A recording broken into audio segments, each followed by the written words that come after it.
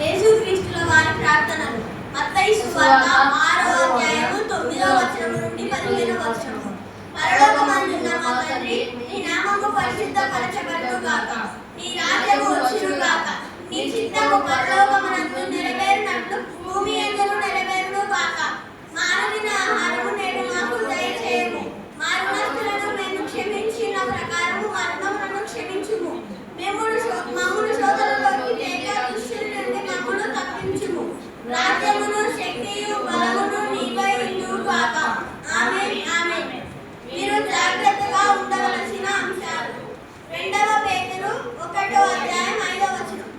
మీరు పూర్ణ జాగ్రత్త గలవారై మీ విశ్వాసమునందు సద్గుణమును, సద్గుణమునందు జ్ఞానమును, జ్ఞానమునందు ఆశానిగ్రహమును, ఆశానిగ్రహమునందు సహనమును, సహనమునందు భక్తియును, భక్తియందు సహోదర ప్రేమను, సహోదర ప్రేమ